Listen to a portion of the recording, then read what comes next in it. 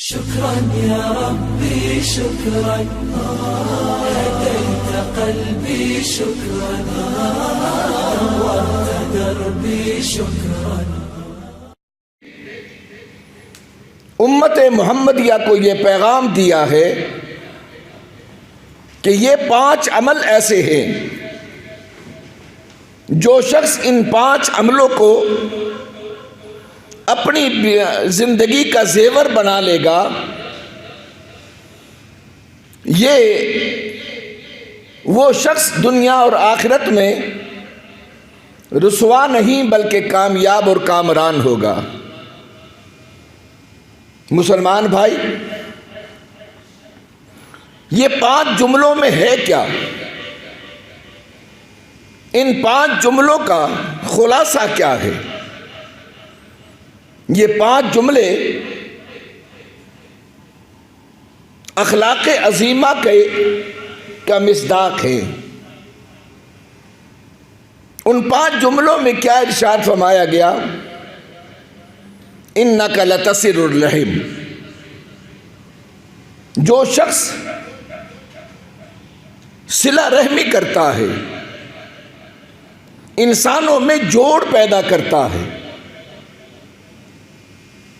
اور یہ جوڑ پیدا کرنا یہ انسانیت کا خاصہ ہے۔ جوڑ اس وقت ہوتا ہے جب اس کے اندر انسانیت ہوتی ہے، پیار ہوتا ہے، انس ہوتا ہے۔ اور فرمایا وَتَحْمِلُ الْكَلِّ، جو لوگوں کے بوجھ اٹھاتا ہے، وَتَكْسِبُ الْمَعْدُومَ، محروم لوگوں کو کما کر دیتا ہے، وَتَقْرِئُ الضَّيْفَ، مہمان نوازی کرتا ہے، وَتُعِينُ عَلَى نَوَائِبِ الْحَقِّ، اور جو مصائب اور آلام میں گھرے ہوئے انسانوں کی مدد کرتا ہے۔ یہ وہ فارمولہ ہے جس کا میرے پیغمبر کی زندگی کا خلاصہ ہے۔ یہ 5 عمل میرے نبی کی زندگی کے وہ عمل ہیں جو محمد بن عبداللہ کے 40 سالہ دور کے اندر میرے پیغمبر نے دنیا کے سامنے پیش کیا تھا۔ مسلمان بھائی، یہی وجہ تھی، انہی اعمال کی وجہ سے مکہ کی دشمن اور کافر قوم آپ کو عزت کی نگاہ سے دیکھتی تھی، آپ کو امین اور صادق کہہ کے پکارتی تھی۔ میرے بھائی، یہاں یہ بات کہوں گا کہ درختوں میں سے کچھ درخت ایسے ہوتے ہیں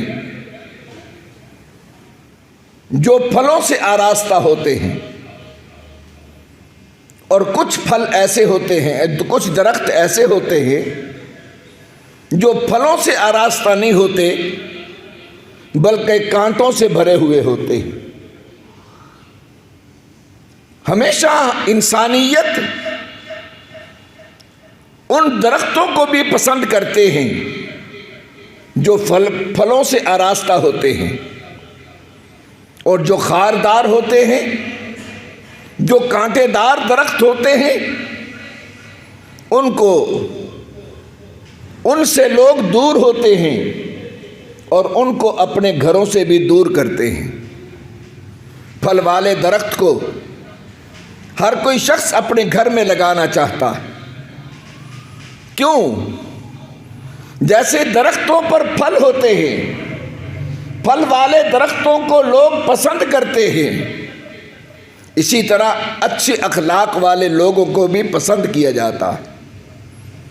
اور جیسے خاردار اور کانٹے دار درختوں سے انسان بچتا ہے، اسی طرح انسان برے اخلاق والوں سے بھی بچتا ہے۔ بلکہ قرآن نے ایک جملہ کہا، اولئک کالانعام بل ہم اضل۔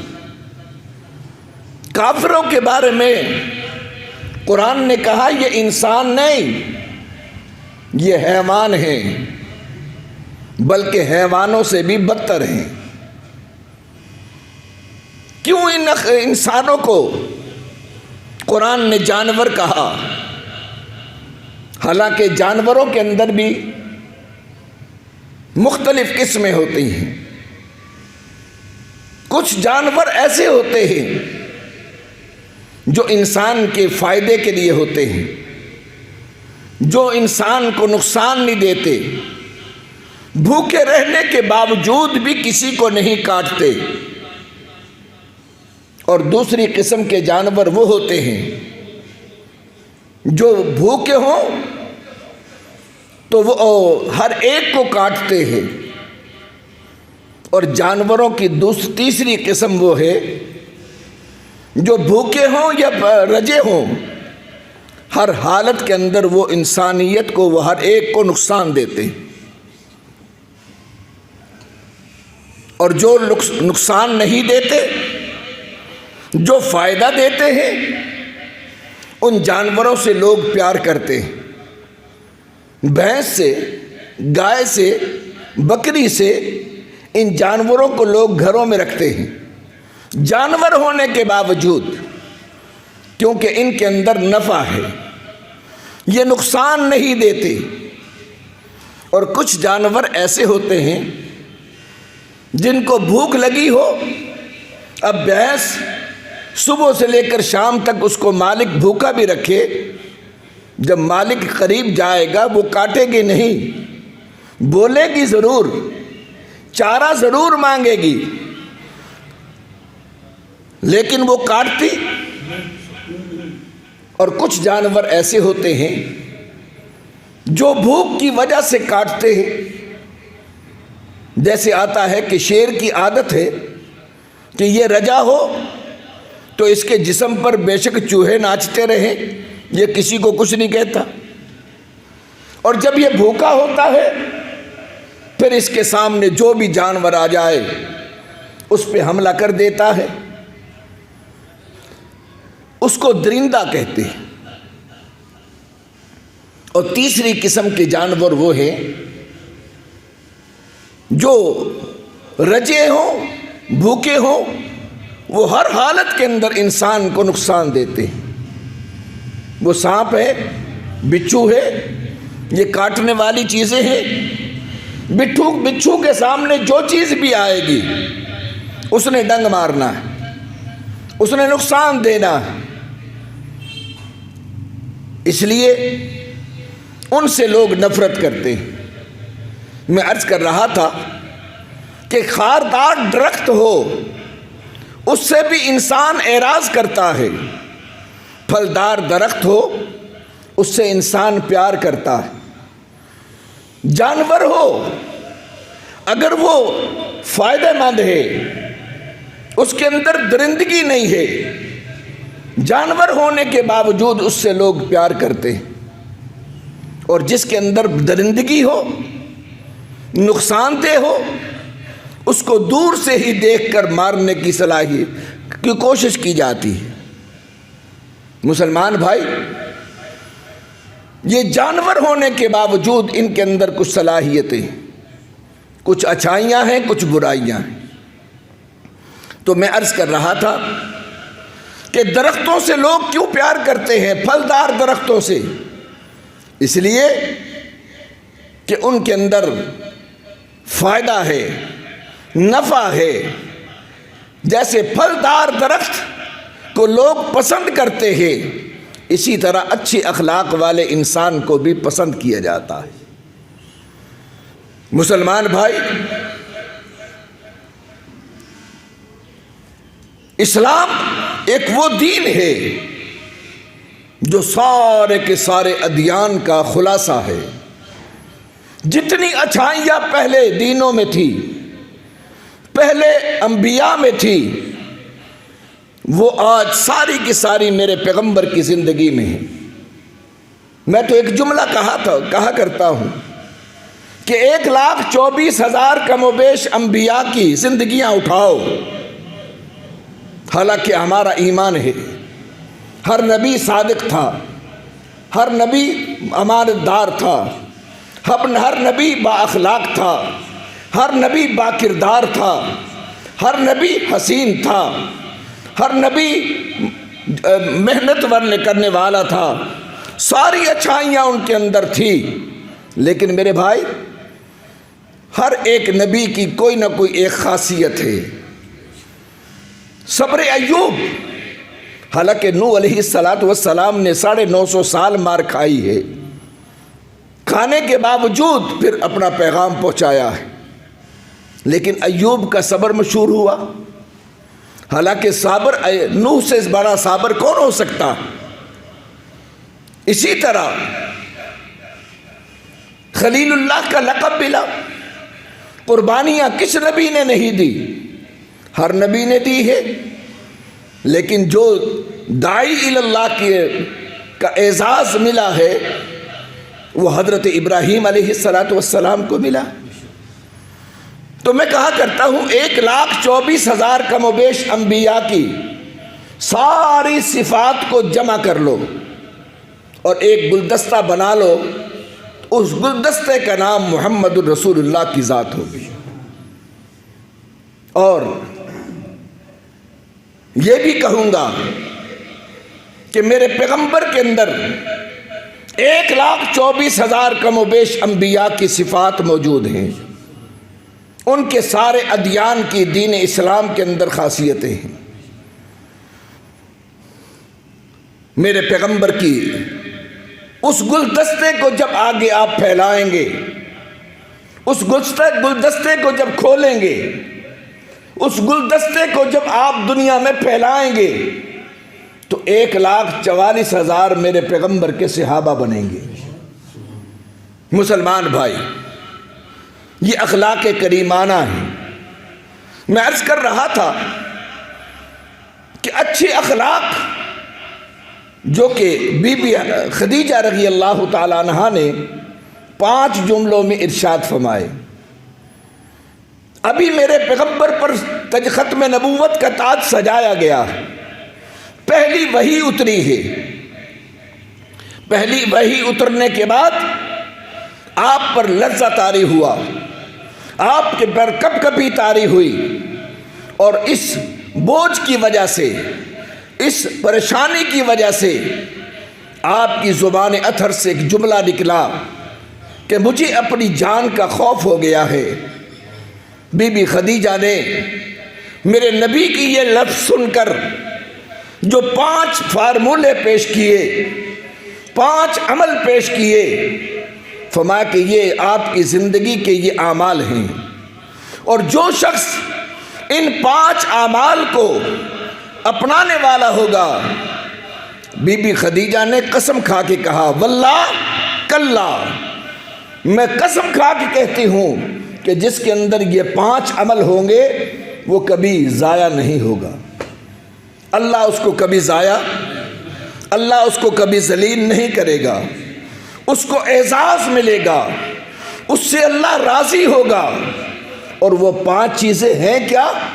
اگر وہ 5 چیزوں کا مرکب اگر میں آج کہنا چاہوں، ان 5 چیزوں کا خلاصہ پیش کرنا چاہوں، تو ان 5 چیزوں کا نام اخلاق ہے. اِنَّكَ لَتَصِلُ الرَّحِمَ، صلہ رحمی کرنا، انسانیت میں جوڑ پیدا کرنا، محبتیں تقسیم کرنا، یہ میرے پیغمبر کا عمل تھا. اور یہی وجہ ہے میرے پیغمبر کی زبان اطہر نے بھی اس کا خلاصہ یوں ہی پیش کیا. کیا ارشاد فرمایا؟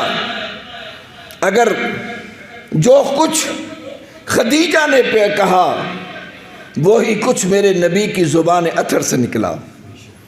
مسلمان بھائی، بی بی خدیجہ نے کہا تھا اِنَّكَ لَتَصِلُ الرَّحِمَ، آپ صلہ رحمی کرنے والے ہیں۔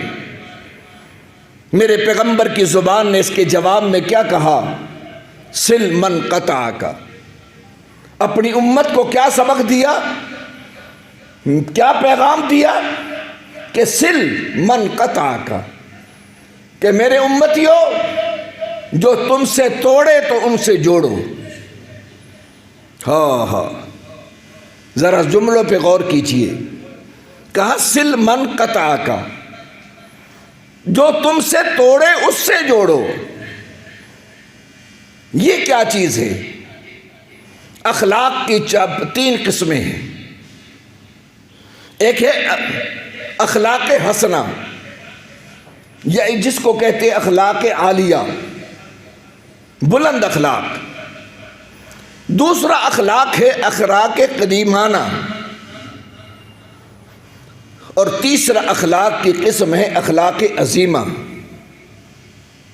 مسلمان بھائی، اخلاق حسنہ جس کو اخلاق عالیہ کہا جاتا ہے، قرآن اس کا ثبوت دیتا ہے۔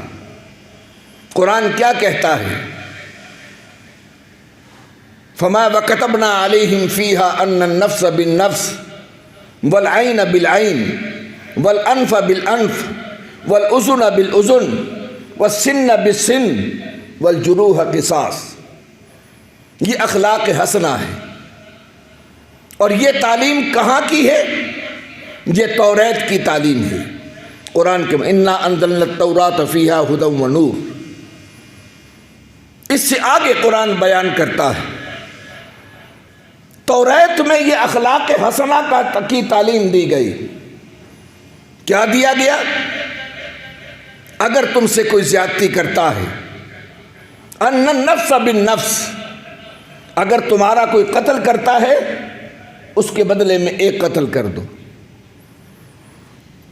والعین بالعین، آنکھ کے بدلے آنکھ، ناک کے بدلے ناک، کان کے بدلے کان، دانت کے بدلے دانت، زخم کے بدلے زخم۔ یہ ہے اخلاق حسنہ جو توریت کا حکم آیا۔ توریت میں اللہ نے یہودیوں کے لیے یہ پیغام دیا، قرآن اس کا ثبوت دیتا ہے۔ اس کے بعد انجیل آ گئی۔ انجیل میں آج اٹھاؤ، آپ کبھی انجیل کے پیغام سنیے۔ انجیل میں کیا کہا گیا؟ اس میں اخلاق کریمانہ کی تعلیم دی گئی۔ اخلاق حسنہ سے آگے اخلاق کریمانہ کا دن، کہ جو تمہیں تھپڑ مارے،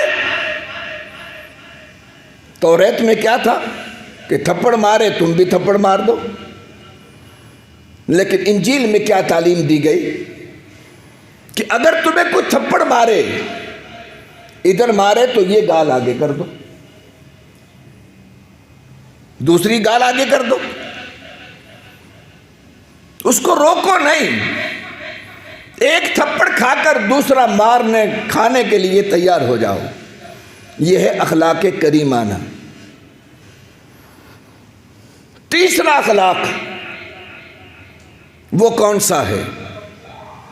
میرے نبی کو کیا اخلاق دیے گئے؟ وَإِنَّكَ لَعَلَىٰ خُلُقٍ عَظِيمٍ۔ قرآن کہتا ہے محبوب تجھے ہم نے اخلاق عظیمہ دیا۔ اخلاق عظیمہ کیا ہے؟ اخلاق عظیمہ یہ ہے کہ جو تمہیں تھپڑ مارے اس کو معاف کر دو۔ ہاں اس کو معاف کر دو، مارنا بھی نہیں، اس کو معاف کر دینا۔ یہ اخلاق عظیمہ ہے۔ میرے نبی کا کیا ارشاد ہے؟ سل من قطعک، جو تجھ سے توڑے اس سے جوڑو، اس سے بدلہ نہیں لینا۔ ہاں اس سے بدلہ نہیں لینا. وَلَا تَسْتَوِي الْحَسَنَةُ وَلَا السَّيِّئَةُ. قرآن نے کیا کہا؟ کیا اچھائی اور برائی برابر ہے؟ نہیں. قرآن تیری عظمتوں کے قربان جائیے. قرآن نے کہا وَلَا تَسْتَوِي الْحَسَنَةُ وَلَا السَّيِّئَةُ. اچھائی اور برائی برابر. ایک موڑ پر کہا قُلْ هَلْ يَسْتَوِي الْأَعْمَى وَالْبَصِيرُ. کیا اندھا اور بینا برابر ہے؟ نہیں برابر. تیسرے موڑ پر قرآن نے کہا قُلْ هَلْ يَسْتَوِي الَّذِينَ يَعْلَمُونَ وَالَّذِينَ لَا يَعْلَمُونَ. کیا علم والا اور جاہل برابر ہے؟ نہیں برابر. معلوم ہوا کہ جہالت اللہ کو پسند نہیں ہے، علم پسند ہے. میرا موضوع بکھر جائے گا میں اگر اس پہ تفصیل میں جاؤں گا کہ کون سا علم برابر ہے، کون سا علم اللہ کو پسند ہے. وہ علم پسند ہے جو علم انبیاء کے ذریعے سے آیا ہے. انبیاء کے ذریعے سے علم ہے. حالانکہ یہ اصول ہے میرے بھائی. دنیا سمجھتی ہے کہ شاید یہ دنیاوی تعلیم کوئی بری چیز نہیں ہے، اچھی چیز ہے. کچھ چیزیں ایسی ہیں جن کا برائی اور اچھائی بنانے کے اندر انسان کا اپنا کردار ہے. قرآن نے کیا کہا؟ المال والبنون زینت الحیات الدنیا. مال اور اولاد یہ دنیا کی زینت ہے. ایک موڑ پر یہ بھی کہا کہ مال اور اولاد فتنہ ہے. لیکن حالانکہ مال اور اولاد فتنہ نہیں ہے. مال بھی بہت عزت والی چیز ہے اور اولاد بھی بہت بڑی عزت والی چیز ہے. اٹھاؤ، مال بھی صدقہ جاریہ بنتا ہے، اولاد بھی صدقہ جاریہ بنتی ہے. بری چیز نہیں ہے، اچھی چیز ہے. لیکن اس کا استعمال قرآن نے کہا لا تلہکم اموالکم ولا اولادکم. نہ ہلاک کر دے تمہیں تمہارا مال اور تمہاری اولاد. اللہ تو کہہ رہا ہے کہ یہ مال صدقہ جاریہ ہے، یہ اولاد صدقہ جاریہ ہے. تو پھر قرآن نے یہ کیوں کہا کہ اولاد اور مال ہلاک نہ کر دے تمہیں؟ تو آگے اس کی تفصیل بیان کی قرآن نے ان ذکر اللہ، کہ وہ مال اور اولاد تمہیں ہلاکت میں ڈالے گی جو اللہ کے ذکر میں رکاوٹ بڑھے گی. ان ذکر اللہ. اگر یہی مال تجھے خدا تک پہنچاتا ہے، تجھے اللہ اور اس کے رسول کی رضا تک پہنچاتا ہے، تو یہ مال ہلاکت نہیں، یہ مال تو منافع فائدہ ہے. اور مال کون کہتا ہے مال بری چیز ہے؟ مال نہیں ہوگا آپ خدا کے نام پہ صدقہ نہیں کر سکو گے، خدا کے نام پر نہیں دے سکو گے. مال نہیں ہوگا زکوٰۃ جیسا عمل تم نہیں کر سکو گے. مال تمہارے پاس نہیں ہوگا حج جیسا عظیم عمل تم نہیں کر سکو گے. یہ مال تو معین و مددگار ہے. لیکن اور اگر یہی مال، اسی مال کا استعمال اس طرح ہوگا جیسے مال کا استعمال انبیاء نے کیا، جیسے مال کا استعمال صحابہ نے کیا. میرے آقا سرکار دو عالم وسلم نے عثمان کو کیا کہا تھا؟ عثمان تو نے مال دے دے کر جنت کی قیمت ادا کر دی ہے. اگر دنیا میں مال دے کر جنت کی قیمت عثمان ادا کر سکتا ہے تو ہر کوئی ادا کر سکتا ہے. عثمان نے اس انداز میں مال دیا کہ آپ نے کی زبان سے یہ جو جملہ نکلا کہ ما ذر عثمان ما عمل بعد هذا اليوم. آج عثمان تو نے اتنا مال خدا کی رضا کے لیے دیا ہے کہ آج کے بعد تیری زندگی کو کوئی نقصان نہیں دے سکے گا، ساری زندگی بھی گناہ کرے گا، تیرا گناہ نہیں لکھا جائے گا بلکہ گناہ کی جگہ نیکی لکھی جائے گی۔ ما ضر عثمان ما عمل بعد هذا اليوم۔ میرے بھائی، میرے نبی کو میں عرض کر رہا تھا کہ بی بی خدیجہ نے جو 5 فارمولے پیش کیے، ان 5 فارمولے کیا تھے؟ ان کا خلاصہ اخلاق عظیمہ ہے۔ میرے رب نے کیا کہا؟ وَإِنَّكَ لَعَلَىٰ خُلُقٍ عَظِيمٍ۔ یہودیوں کو اخلاق حسنہ دیے، نصارہ کو اخلاق کریمہ نہ دیا، اور اسلام نے اخلاق عظیمہ دیا۔ اخلاق عظیمہ کیا ہے؟ اخلاق عظیمہ یہ ہے کہ جو سل من قطع کا وآتی من حرم کا، اس سے جوڑ جو تجھ سے توڑے، اس کو دے جو تجھے محروم کرے۔ جو تیرا مال چھین کے لے گیا، جو تیرے ساتھ زیادتی کر کے چلا گیا، اس کو بھی دے۔ یہ تیرا حق بندے اخلاق عظیمہ ہے۔ مسلمان بھائیوں، قرآن نے کیا کہا؟ قُلْ هَلْ يَسْتَوِي الَّذِينَ يَعْلَمُونَ وَالَّذِينَ لَا يَعْلَمُونَ۔ عالم اور جاہل برابر نہیں ہو سکتا۔ ہاں، آپ کی جمہوریت میں برابر ہے۔ جمہوریت آپ کی کہتی ہے کہ بھنگی اور چرسی کے ووٹ کی قیمت بھی وہی، اور عالم اور فاضل اور نیک اور متقی پرہیزگار کے ووٹ کی قیمت بھی وہی۔ اگر بھنگی چرسی بڑھ جائے تو تمہارا لیڈر بھنگی چرسی بنے گا، کیونکہ ہمیشہ اچھے لوگ ہمیشہ تھوڑے ہوتے ہیں۔ قرآن نے صاف کہا، اکثریت کبھی نیک لوگوں کی نہیں ہوتی۔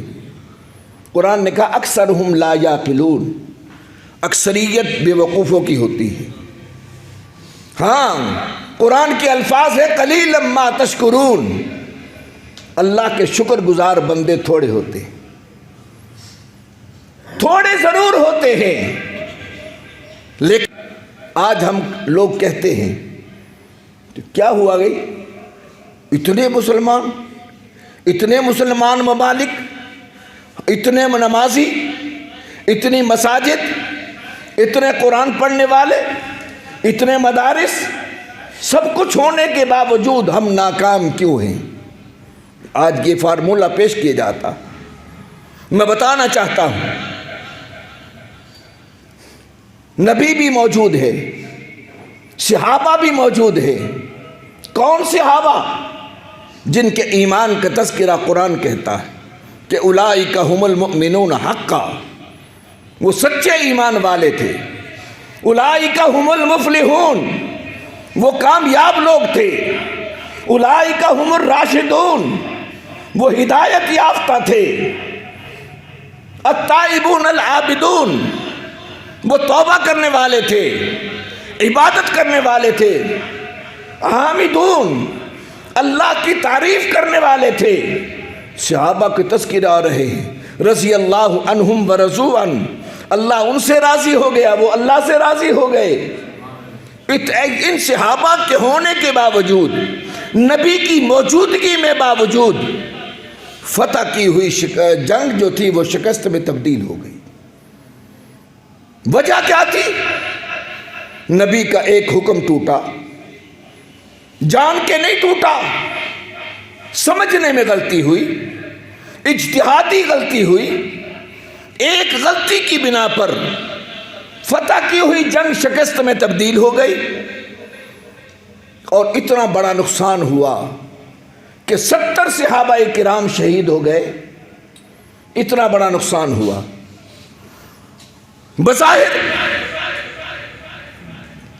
ان چیزوں کو دیکھ کر انسان، آج دنیا کے اندر لوگ اس عمل کو بیان کر کے صحابہ پر تنقید کرتے ہیں۔ ان لوگوں نے قرآن نہیں پڑھا۔ قرآن کیا کہتا ہے؟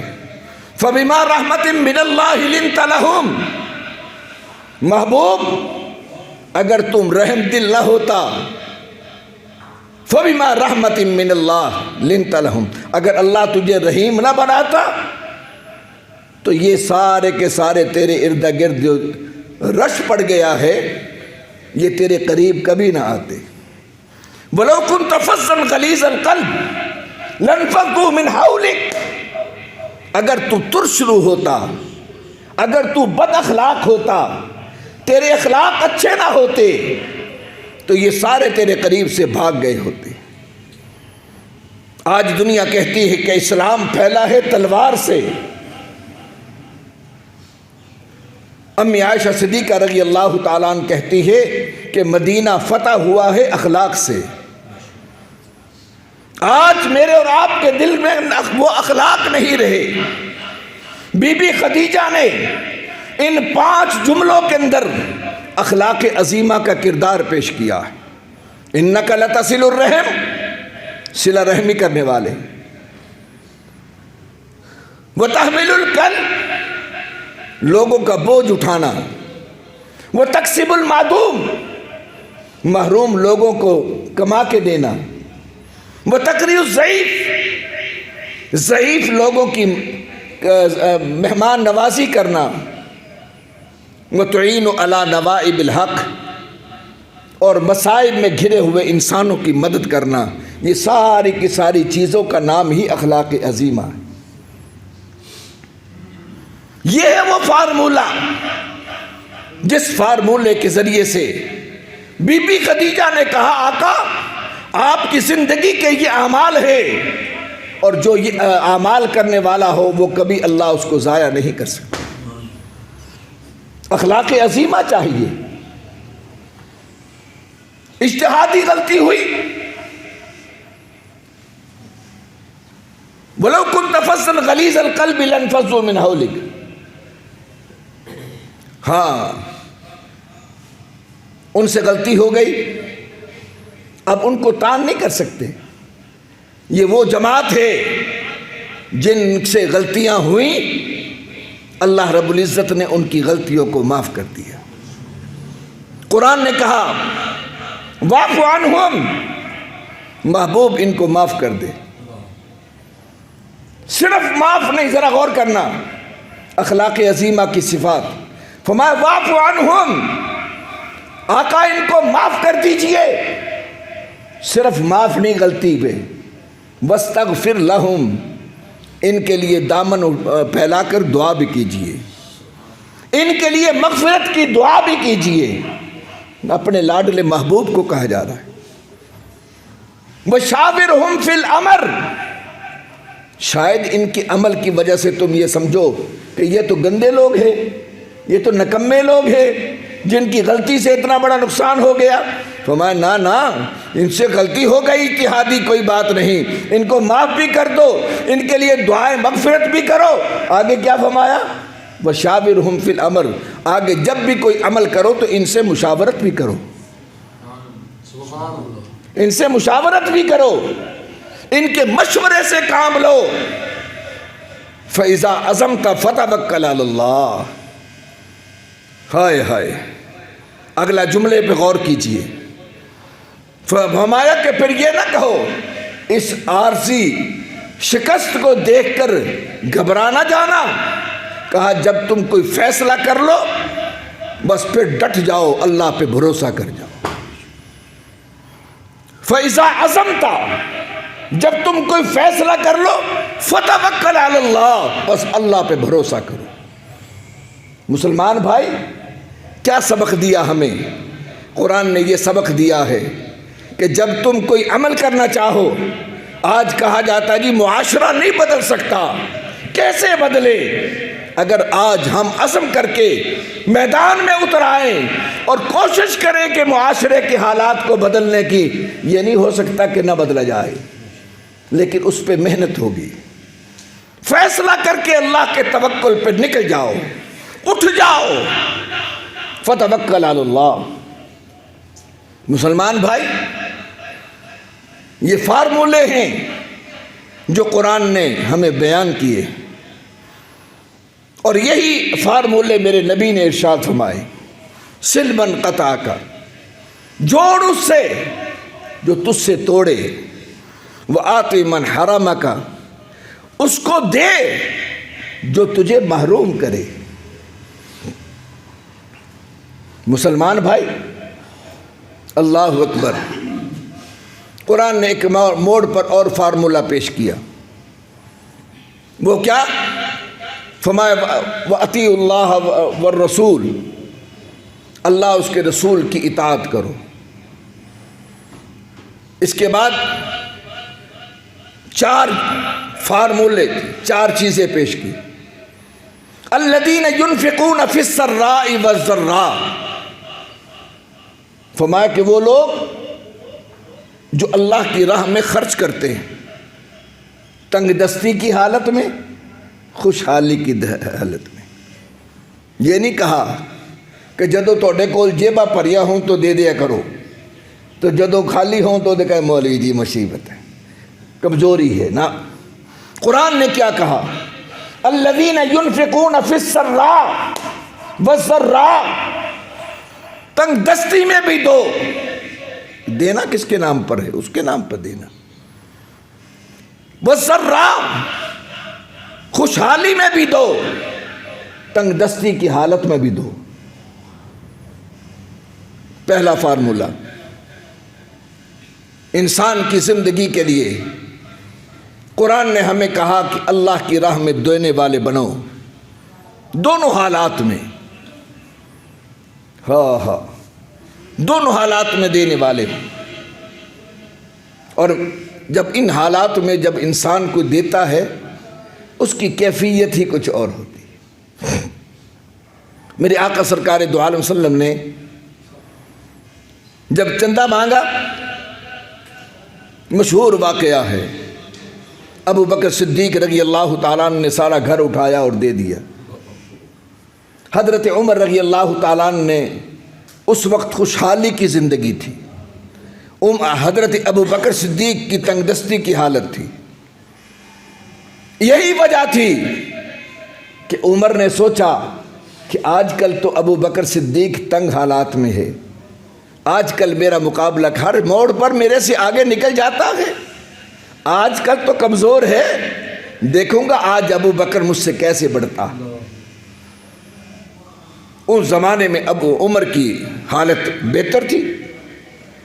عمر گھر گیا، مال آدھا گھر سے نکالا، آدھا گھر سے مال نکالا تو بہت بڑا گٹھر بن گیا۔ اتنا بڑا گٹھر اٹھا کر عمر فاروق میرے نبی کی خدمت میں حاضر ہو گئے۔ مسلمان بھائی، ابو بکر جو پوٹلی لے کے آیا وہ چھوٹی سی پوٹلی تھی، عمر کا بہت بڑا گٹھر تھا۔ لیکن میرے نبی نے جو سوال کیا، وہ سوال ہی بڑا عجیب تھا۔ میرے نبی نے گٹھر اور پوٹلیاں نہیں دیکھی، حجم نہیں دیکھا۔ خدا کے ہاں قابلیت شرط نہیں، قبولیت شرط ہے۔ گٹھر نہیں دیکھا، میرے پیغمبر نے سوال کیا ابو عمر سے، عمر کیا لے کے آئے ہو؟ عرض کی آقا گھر کا آدھا مال لے آیا ہوں، آدھا دیا گھر رکھ چھوڑا ہے۔ گٹھر جو بڑا تھا، ابو بکر سے سوال کیا، ابو بکر کیا لائے ہو؟ عرض کی آقا سارا گھر اٹھا لایا ہوں، گھر میں آپ اللہ اور اس کے رسول کا نام چھوڑایا۔ ہائے ہائے، عمر کی آنکھوں میں آنسو آ گئے۔ کہا وہ ابو بکر، میں تو چاہتا تھا کہ تو آج تنگ دست ہے، کمزور ہے، آج میں تجھ سے بڑھ جاؤں گا، لیکن تو نے تو آج بھی نہیں مجھے بڑھنے دیا۔ مسلمان بھائی، آج عمر کی آنکھوں میں آنسو آئے ابو بکر کی قربانی کو دیکھ کر۔ لیکن آؤ، یہ منظر تو آپ نے علماء سے بہت سنا ہوگا، لیکن میں آج ایک اور منظر دکھانا چاہتا ہوں تاکہ وہ منظر دیکھ کر، اب تو ابو بکر کی قربانی دیکھ کر عمر کی آنکھوں میں آنسو آئے تھے، اب میں آپ کے سامنے وہ منظر رکھتا ہوں جس کو منظر کو دیکھ کر ابو بکر کی آنکھوں میں بھی آنسو آ گئے۔ یہ کیا منظر تھا؟ میرے نبی کا ایک اور صحابی ہے حضرت عقیل رضی اللہ تعالیٰ عنہ۔ ابو بکر کے گھر میں تو اتنی کی پوٹلی تھی، عقیل کے گھر میں اتنی پوٹلی بھی نہیں تھی، دینے کو کچھ بھی نہیں تھا، ساز و سامان تک بھی نہیں تھا، کچھ بھی نہیں تھا۔ مسلمان بھائیوں، کاش ہم نے اپنے صحابہ کی زندگیوں کو اٹھایا ہوتا، پڑھا ہوتا۔ جنگ احد میں میرے پیغمبر نے اعلان کیا، لاؤ اللہ کی راہ میں۔ ایک بڑھیا آئی اتنی سی پوٹلی لے کر، چھوٹی سی پوٹلی لے کر میرے نبی کو آ کر پیش کر دی۔ سرکار دو عالم وسلم نے اس پوٹلی کو سامنے رکھ کر دیکھا تو نرم سی تھی، سامنے رکھ کر کھولا تو دیکھا اس کے اندر بال ہیں۔ کہا بی بی یہ کیا لائی؟ میں نے تو چندہ مانگا ہے جہاد کے لیے، تو یہ کیا لے کے آئی؟ رو پڑی، رو کر کہنے لگی آقا میرے گھر میں کچھ بھی نہیں، نہ مال ہے، نہ اولاد ہے، نہ بھائی ہے، نہ شوہر ہے، نہ باپ ہے کہ میں آپ کے لیے کچھ پیش کرتی۔ میرے گھر میں بھی کچھ سامان نہیں۔ میں نے سوچا کیا دوں میں نبی کی فریاد پر، نبی کی پکار پر کیا پیش کروں؟ کہا میں نے سوچ سوچ کر اپنے سر کے بال کاٹ لیے اور کہا یہی ہے میرے لیے، یہ بال لے لیجئے۔ سرکار دو عالم وسلم نے پوچھا بی بی میں تیرے بالوں کا کیا کروں گا؟ ہائے ہائے، عرض کی آقا مجھے پتا ہے کہ میرے بال کچھ کام نہیں آئیں گے، لیکن مجھے اتنا تو یقین ہے کہ چلو ان بالوں کی ایک رسی بنا لینا اور جہاد میں جانے والے کسی جانور کو میری رسی پہنا دے، تاکہ کل میں قیامت کی ہاں کہہ تو سکوں کہ جہاد میں شریک ہونے والے اس جانور کی رسی میرے سر کے بالوں سے بنی تھی۔ مسلمان بھائی سوچئے، میں عرض کر رہا تھا کہ ابھی تو ابو بکر کی قربانی کو دیکھ کر عمر کی آنکھوں میں آنسو آئے، لیکن ایک اور شخص آیا جس کو حضرت عقیل کہتے، اس کے پاس کچھ بھی نہیں تھا، گھر میں سامان بھی نہیں تھا۔ رات کو ایک یہودی کے پاس گیا، جا کے کہنے لگے کہ مجھے مزدوری پہ لگا لو اور مجھے مزدوری کے بدلے میں مجھے کچھ کھجوریں دے دینا۔ انہوں نے کہا میرے باغ کو پانی لگانا ہے، اب تو مشینیں ایجاد ہو گئی، پمپ بن گئے، پہلے زمانوں کے اندر وہ ہارس ہوتے تھے جن کے آگے جانور باندھ کر پانی نکالا جاتا تھا کنویں سے۔ عقیل اس ہارس کے آگے جانور کی طرح بندھے ساری رات ہرس چلایا اور چلا کر ساری رات باغ کو پانی دیا۔ صبح اٹھ کر آدھا کلو کھجور ملی یا کلو کھجور ملی، وہ کھجوریں لا کر سرکار دو عالم وسلم کے سامنے پیش کر دی، ساری رات مزدوری کر کے پیغمبر کے سامنے پیش کی۔ عرض کی آقا ساری رات مزدوری کی ہے اور مزدوری کے بدلے یہ کچھ ملا، اور میرے گھر میں کھانے کو بھی کچھ نہیں۔ اللہ اکبر۔ مسلمان بھائیوں، اسلام کا مزاج سمجھیے۔ کچھ لوگوں کی عادت ہے وہ دین پر لگ جاتے ہیں تو وہ کہتے بس جی چھڈو سارا کچھ ہی، نہ بچوں دی فکر نہ گھر دی فکر، چلو چھڑ سارا کچھ اللہ دی راہ تے دے دو۔ نہیں، میرے نبی نے اسلام کا مزاج سمجھایا۔ اس صحابی کے گھر میں کچھ نہیں تھا، یہ چند کھجوریں لے کے آئے۔ میرے نبی نے ارشاد فرمایا اس میں سے آدھی لے جاؤ اپنے بیوی بچوں کو کھلاؤ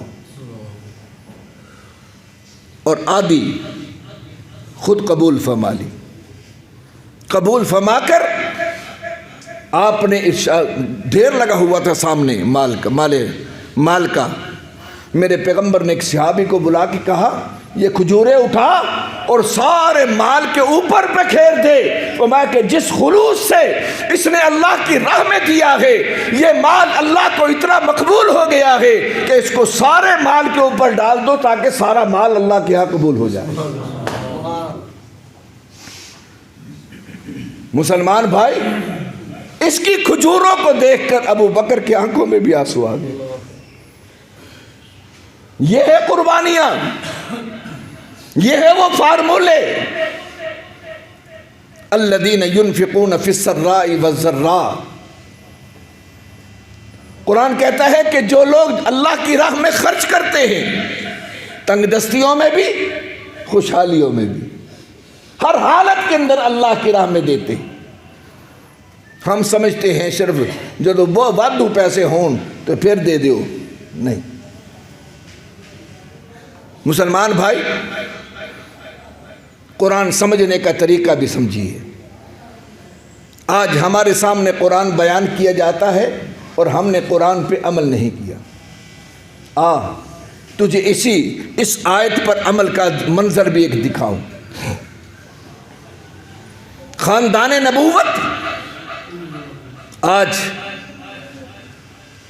کوئی کہتا ہے ہم حسینی ہیں، ہم کہتے ہیں ہم حسینی ہیں، لیکن حسینی بننے کے لیے حسین کا کردار چاہیے۔ حسین کا کردار کیا ہے؟ میں حسینی، تو حسینی کہلانا آسان ہے، حسین کا کردار دیکھ۔ کوئی حسین قرآن پہ عمل کیسے کرتا تھا؟ آج وہ لوگ بھی جو قرآن سے وابستہ نہیں، جن کو قرآن پڑھنا نہیں آتا، وہ اپنے آپ کو حسینی کہتا ہے۔ حسین نے تو کربلا کی وادیوں میں قرآن نہیں چھوڑا، حسین نے تو کربلا کی وادیوں میں نماز نہیں چھوڑی، اور آج جو ساری زندگی نماز نہ پڑھنے والا اپنے آپ کو حسینی کہلاتا ہے، یہ حسینی نہیں۔ لیکن اگلی بات بھی میں آج کہنا چاہتا ہوں، حسینی بننے کے لیے ماں فاطمہ جیسی ماں چاہیے۔ مائیں پیدا کرو، فاطمہ جیسی مائیں پیدا ہوں گی تو خدا کی قسم حسن اور حسین پیدا ہوں گے۔ حسین کے اندر جرت، حسین کے اندر غیرت، حسین کے اندر ایمان کی حرارت اگر پیدا ہوئی ہے تو یہ فاطمہ کا کردار ہے۔ مسلمان بھائی، حسین گھر بیٹھے ہیں، گھر میں کچھ نہیں ہے کھانے کو، مہمان آ گیا، حسین نے اپنی باندی کو بلایا، جاؤ دیکھو گھر میں کچھ ہے کھانے کو، مہمان آیا ہے۔ مسلمان بھائی، باندی گئی گھر میں، عرض کی، آ کے کہنے لگی آقا کچھ نہیں ہے، صرف تھوڑا سا شوروا پڑا ہوا ہے، تو ہمارا جو ہے وہ لے آؤ۔ یہاں یہ بھی ذہن میں رکھیے، اول تو ہمارے ہاں مہمان آتا ہے تو ہمارے تیور چڑھ جاتے، ہم مہمان کیوں آیا؟ میں نے پہلے کہا بی بی خدیجہ کے ان جملوں پہ غور کرو۔ بی بی خدیجہ نے کہا انک لتصل الرحم، صلہ رحمی کرنا آپ کی عادت ہے، وتحمل الکل، لوگوں کا بوجھ اٹھانا آپ کی فطرت ہے، وتکسب المعدوم، اور آپ محروم لوگوں کو دینا یہ آپ کی خصلت ہے، وتقری الضعیف، اور مہمان نوازی کرنا یہ آپ کی عادت ہے۔ حسین کے گھر میں مہمان آیا، گھر میں کہ پوچھا کیا ہے؟ فرمایا کہ جی شوربہ ہے۔ اگر مہمان بننے کا اعزاز مل جائے تو پھر یہ نہ سمجھیے کہ ہمارے آگے گلچھڑ ہی آئے یا بکرے کا گوشت ہی آئے تو ہم کھائیں. نہیں، جس حالت کے اندر بھی میزبان تمہارے سامنے جو پیش کر دے اس کو خوش دلی سے قبول کر لو. اگر حسین کا کردار یہ ہے کہ شوربہ پیش کر رہا ہے تو حسین کے پاس آنے والا مہمان بھی کتنا عظیم ہوگا جس نے شوربے پہ اور بھی راضی ہو گیا ہوگا. ہم حسینی تو حسین کو تو کردار سمجھتے ہیں، لیکن حسین کے پاس آنے والے مہمان کا بھی کردار سمجھیے. باندی کو کہا شوربہ گرم کر کے لے آؤ. وہ شوربہ لے کر گرم کر کے لے کے آئی. کو دھیان ایک طرف ہوا، پاؤں کو ٹھوکر لگی، وہ سارا ہی شوربہ حضرت حسین کے اوپر سارا گر گیا.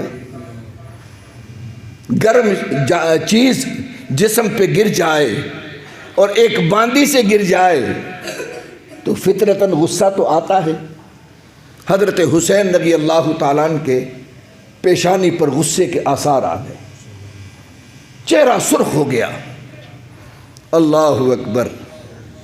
مسلمان بھائیوں، کچھ گھرانے ایسے ہوتے ہیں جہاں کے باندیاں اور نوکر اور غلام بھی اس گھرانے کی تربیت یافتہ ہوتے.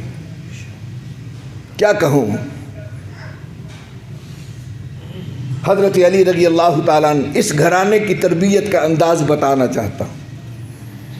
حضرت علی رضی اللہ تعالیٰ عنہ اپنے گھر بیٹھے ہیں کہ دروازے پہ دستک ہوئی. ایک روٹی حضرت علی کے سامنے پڑی ہے اور گھر میں صرف ایک روٹی ہر ایک کے حصے میں آتی ہے. دستک ہوئی، اللہ کے نام پہ دے دو. حضرت علی کے سامنے ایک ہی روٹی تھی اور کئی دن سے فاقے کے بعد ایک روٹی میسر آئی تھی. حضرت علی رضی اللہ تعالیٰ نے بیٹے حسین کو بلا کر کہا، بیٹے حسین جاؤ یہ میری روٹی اس اللہ کے نام پر مانگنے والے کو دے دو. بیٹا حسین روٹی باپ کے آنکھے سے اٹھا کر لے کر چلنے لگا.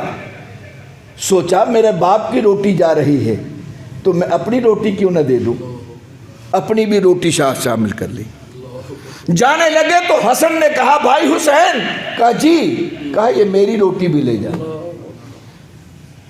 جب وہ حسن کی روٹی گئی تو بی بی فاطمہ نے کہا، بیٹا حسین یہ میری روٹی بھی لے جاؤ. ہاں یہ تو گھرانہ تھا نبی کا، یہ تو دے ہی رہا تھا، لیکن اٹھائیے اسی گھر کی وہ خادمہ. اس نے جب کہا، حسین کو آواز دے کر کہا، بھائی حسین کہاں جا رہے ہو؟ سارا گھرانہ نبی کا تو اللہ کی راہ میں دے اور میں کھا لوں، یہ نہیں ہو سکتا، میری بھی روٹی لے جا. یہ ہے تربیت کا نتیجہ.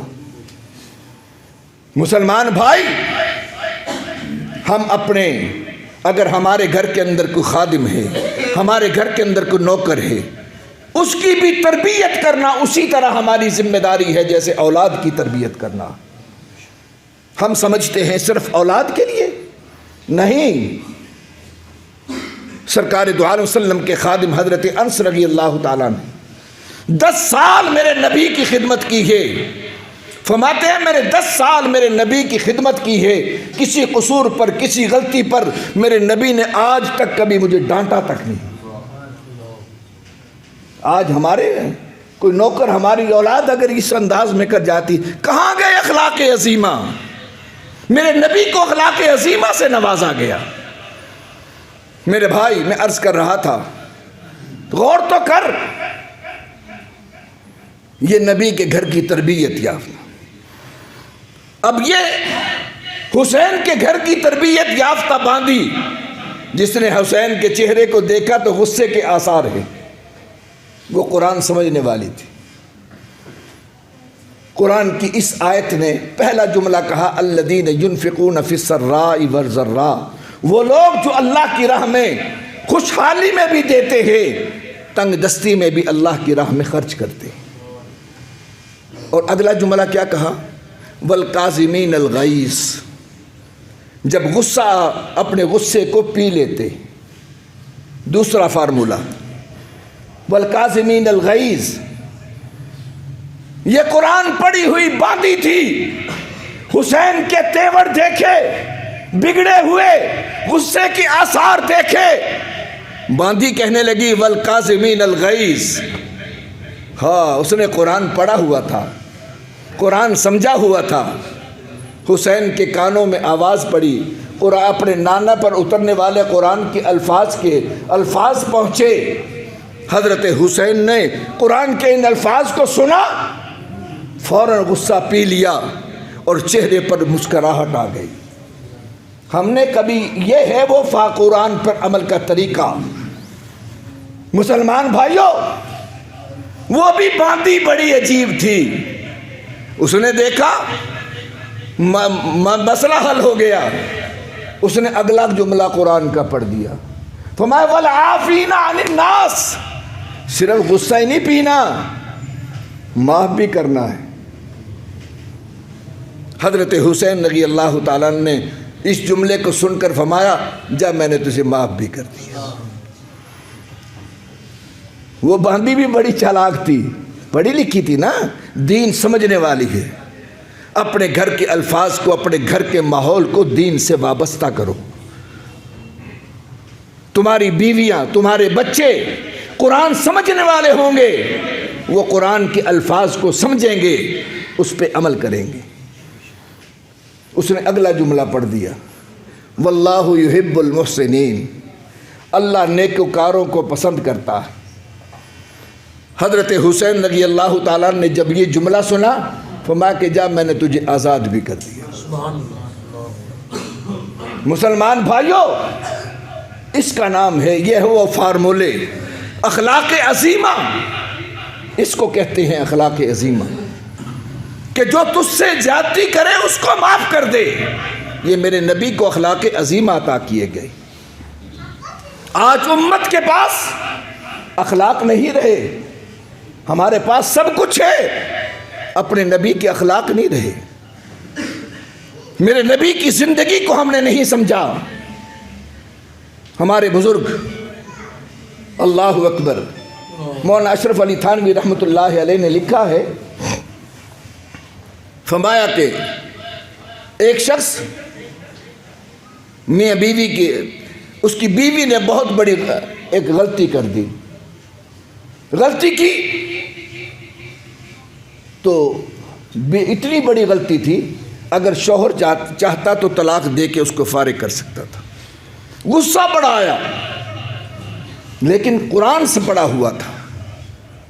آج تھوڑی سی لڑائی ہوئی، بیوی کو طلاقیں دی، تینوں طلاقیں، جا فارغ۔ غصے میں ایک شخص آ کے مجھے کہنے لگا مولوی جی میں اپنی بیوی نو 100 طلاقیں دیتا۔ میں کہا ماشاءاللہ، بڑی تھوک دی رکھی ہوں گی ایسے تیرے کو، انسانیت سیکھو۔ تجھے اسلام نے 3 کا حق دیا ہے، وہ 1 دفعہ استعمال کر لے، وہ 4 دفعہ استعمال کر لے۔ اور آپ کو معلوم ہے شریعت کیا کہتی ہے؟ 3 کا حق ہے، تو نے 100 دے دی، 3 کا حق استعمال ہو گیا، باقی 97 جو ہیں ان کی لعنت تیرے جسم پہ آئے گی۔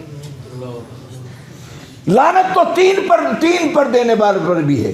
میرے نبی نے لعنت فرمائی ہے جو 3 طلاقیں یکدم دیتا ہے۔ کیوں دیتے ہو؟ جو غصے میں دی تھی، کبھی پیار میں بھی کوئی طلاق دیتا ہے؟ محبت میں آ میری بیٹی، آ میری بیوی، آ جا میں 3 طلاق کا دم کی، غصے میں ہوتا ہے۔ ارے غصے کے اندر شریعت کو پامال کرنا، یہ تجھے حق کس نے دیا؟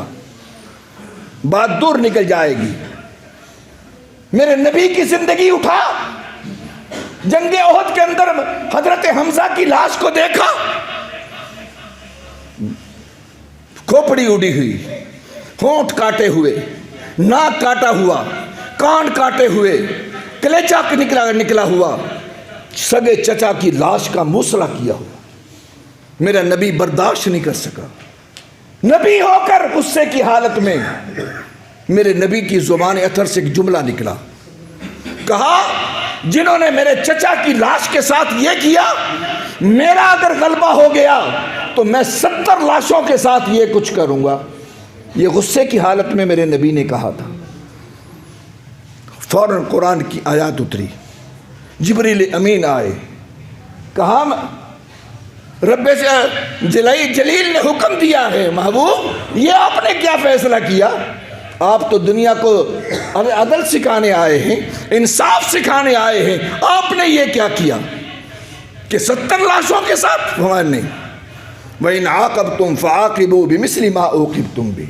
محبوب بدلہ لینے کا حق صرف ایک لاش کے بدلے میں ایک لاش ہے، صرف ایک کے بدلے میں ایک ہے، آپ نے 70 کیوں کیا؟ غصے کی حالت میں اگر میرے نبی نے بھی کوئی فیصلہ کیا ہے، خدا نے اس کی روک دیا ہے، امت کو سبق دیا ہے کہ غصے کی حالت میں ایسے فیصلے نہیں کیا کرتے۔ وَإِن صَبَرْتُمْ لَهُوَ خَيْرٌ لِّلصَّابِرِينَ۔ فرمایا ہاں اگر تم صبر کر لو گے، ایک کا بدلہ بھی نہیں لو گے، تو یہ بہت بہتر ہے تمہارے لیے۔ مسلمان بھائی سبق سیکھ۔ حج تھانوی رحمۃ اللہ علیہ لکھتے ہیں کہ اس کی بیوی نے بہت بڑی حرکت کی، شوہر کو غصہ آ گیا، پھر شریعت سامنے آئی، سوچا، کہا چلو کوئی بات نہیں، میں طلاق دے دوں گا، یہ بیچاری ذلیل ہو جائے گی، رسوا ہو جائے گی۔ کہا چلو کوئی بات نہیں، میں اللہ کی بندی سمجھ کے اس کو معاف کر دیتا ہوں۔ اس نے معاف کر دیا۔ کچھ عرصہ کے بعد وہ شخص فوت ہو گیا، کسی کو خواب میں ملا تو دیکھا جنت میں پھر رہا ہے۔ پوچھا کیا معاملہ ہوا؟ کہا بس اللہ نے، میں جب اللہ کے دربار میں پہنچا تو رب نے پوچھا کیا لے کے آیا ہے؟ میں نے کہا بس، کہا تیرا کوئی عمل اس قابل نہیں ہے کہ میرے دربار میں قبول ہو جائے۔ کہا میں پریشان ہو گیا۔ اللہ نے پھر ایک جملہ ارشاد فرمایا کہ آج تیرا ایک عمل مجھے بہت پسند آیا تھا۔ کہا رب ذوالجلال وہ کیا؟ کہا تو نے اپنی بیوی کو میری بندی سمجھ کے معاف کیا تھا، جا آج تجھے میں اپنا بندہ سمجھ کے معاف کر دیتا ہوں۔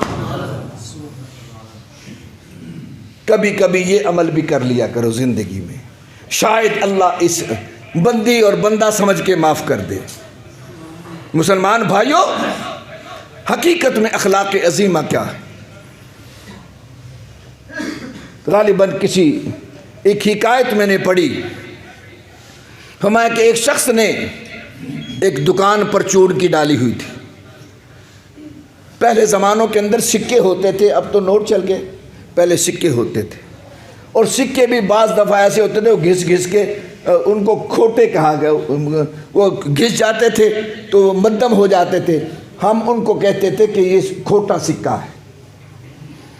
تو اس دکاندار کی عادت تھی کہ جب کوئی کھوٹا سکہ لے کے آتا وہ کبھی موڑتا نہیں تھا، اس کو قبول کر لیا کرتا تھا، اس کو ایک ڈبے کے اندر الگ رکھ دیتا تھا۔ زندگی کا آخری موڑ آیا تو اس نے جب مرنے کا وقت قریب آیا تو وہ کھوٹے سکے سامنے رکھ کر اللہ کے دربار میں دامن پھیلا کے بیٹھ گیا کہ اللہ تیرے بندوں کے کھوٹے سکے میں قبول کرتا رہا، پروردگار تو میرے کھوٹے عمل قبول کر لے۔ بس یہ کہنا تھا کہ روح پرواز کر گئی۔ اللہ کے دربار میں کہا، پروردگار نے کہا میرے بندے تیرے عمل واقعی کھوٹے تھے، لیکن تو نے میرے بندوں کے کھوٹے سکے قبول کیے، میں نے تیرے کھوٹے عمل قبول کر لیے۔ مسلمان بھائیو، خدا کے لیے اپنی زندگی کے یہ اعمال، میں نے آج اپنے نبی کی وہ اخلاق عظیمہ کا گلدستہ پیش کیا ہے جو بی بی خدیجہ رضی اللہ تعالی عنہا نے پیغمبر کے اس جملے کے جواب میں کہا تھا، جب میرے پیغمبر نے کہا تھا کہ مجھے اپنی جان کا خوف ہو گیا ہے۔ میرے پیغمبر کی بیوی حضرت خدیجہ رضی اللہ تعالیٰ عنہ نے اس وقت 5 جملے کہے تھے جن کا میں نے خلاصہ آج پیش کیا ہے۔ وہ 5 جملے کیا کہے تھے؟ فرمایا کہ یہ کلا واللہ کلا بی بی خدیجہ نے قسم کھا کے کہا تھا آقا آپ ضائع نہیں ہو سکتے، اللہ آپ کو ضائع نہیں کرے گا، آپ کو رسوا نہیں کرے گا، اس لیے کہ آپ کی زندگی کے یہ 5 عمل ہیں۔ یہ 5 وہ 5 عمل کیا تھے؟ ان کا خلاصہ میں نے جس کا نام، ان 5 اعمال کا خلاصہ اخلاق عظیمہ ہے، اور وہ 5 اعمال کیا تھے؟ انک لتصل الرحم، محبوب آپ صلہ رحمی کرنے والے ہیں، آپ امت کے اندر جوڑ پیدا کرنے والے ہیں، توڑ پیدا کرنے والے نہیں ہیں۔ اس لیے پہلا عمل یہ تھا کہ جو امت کے اندر جوڑ پیدا کرتا ہے، جو اپنے خاندان کے اندر جوڑ پیدا کرتا ہے، وہ اللہ اس کے عمل کو ضائع۔ دوسرا عمل فرمایا وَتَحْمِلُ الْكَلْ، وہ لوگوں کے بوجھ اٹھاتا ہے، پریشانیاں انسانوں کی اپنے ذمے لے لیتا۔ وَتَكْسِبُ الْمَعْدُومَ، جو محروم لوگ ہیں ان کے لیے کما کے کھلاتا ہے۔ وَتَقْرِئُ الضَّيْفَ، اور مہمان نوازی کرتا ہے۔ وَتُعِينُ عَلَى نَوَائِبِ الْحَقِّ، اور وہ مدد کرتا ہے ان مصیبت زدہ مسلمان بھائیوں کی جو پریشانیوں میں پھنسے ہیں، ان کی مدد کرتا ہے۔ یہ 5 اعمال ایسے ہیں جو بی بی خدیجہ نے میرے نبی کی زندگی کے اعمال کو دیکھ کر کہا، اللہ کی قسم کھا کے کہتی ہوں آپ کی زندگی کے اندر یہ 5 عمل ہیں، اور جن کے اندر یہ 5 عمل ہوتے ہیں اللہ ان کو کبھی ضائع نہیں کرتا، اللہ ان کو کبھی ذلیل نہیں کرتا، وہ عزت کی زندگی گزارتے ہیں۔ مسلمان بھائیوں، ہم بھی کوشش کریں آج ان اعمال کو اپنی زندگی کا خلاصہ بنائیں، اور یہی 5 اعمال ہیں، وہی ہیں جن کے لیے میرے پیغمبر کا فرمایا کہ وہ کیا ہے؟ وہ اخلاق عظیمہ ہیں۔ اللہ ان اعمال کو اپنانے کی توفیق عطا فرمائے۔ اب آخر